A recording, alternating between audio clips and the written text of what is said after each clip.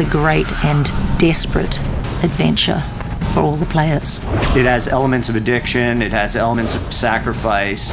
You're not part of the King's Guard. The great thing about Hunted is that nobody is what they appear, and in fact even our heroes don't know themselves until they're pushed over the edge of reason.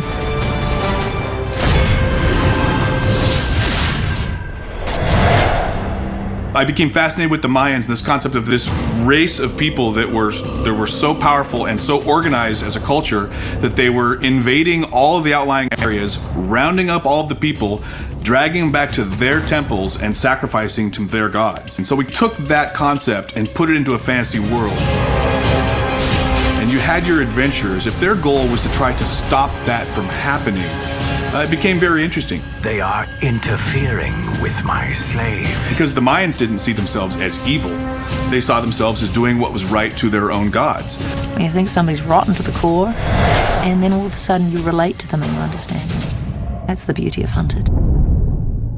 So the characters are being led at the beginning of the game by Seraphin to try to solve this mystery. Let's start with a favor. Seraphin is a spirit guide who sets our heroes off on their quest. She is asking for the help of Caddoc and Allura to go on this mission, essentially for her, and save the humans from a terrible demise. The people are being taken, there's a strange liquid in the world, there's creatures addicted to it. And Seraphin's really encouraging the players to figure out what's going on and try to stop it from happening. My physical body is on the move, and I fear many humans will be slaughtered.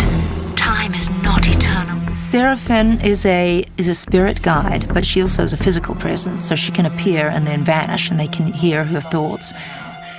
I know what you seek. She has a love-hate relationship with Caddoc and Allura. She loves Caddoc, she hates Allura. There's no need for your snarky nature, Huntress. Caddoc's kind of like, seems like she's got good ideas, let's kind of follow along. And Allura's kind of like, I don't trust her, but I'm in for the action. Seraphin has convinced the characters to find these magic crystals throughout the world. And you use these crystals and give them to Seraphin, and she in turn bestows magic skills and magic abilities on the players. Now please, hand me the crystals. And she desperately needs you to achieve certain quests for her. And she, as a spirit guide, is relaying messages to you. You must get this done, otherwise I will die. I'm afraid the danger that lies ahead is graver than I had foreseen. When you do a video character, you want to develop something that's going to make people feel, it's going to really bring the graphics alive. Grow accustomed to it in time. I want you to feel the danger. I want to put a chill down your spine when she's saying it's cold. You know, I want people to feel that it's cold. I want you to feel the terror.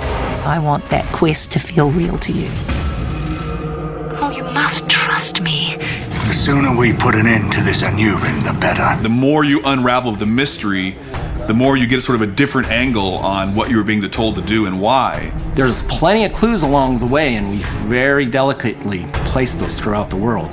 They'll get to the end of a level and discover what they thought was true is not quite true, it's a little bit different. Caddoc and Allura go through many terrible travails, and they're terribly sorry at some point that they ever began this quest, but there's nothing for it now. The die has been cast. There, more prisoners. It's kind of like a movie. Once you get to the end and you look back at all the clues that you're given, you're going to go, oh, now this makes complete sense. That's what that was. The end is literally soul-destroying for somebody. I'm not going to say who. And the cycle will continue.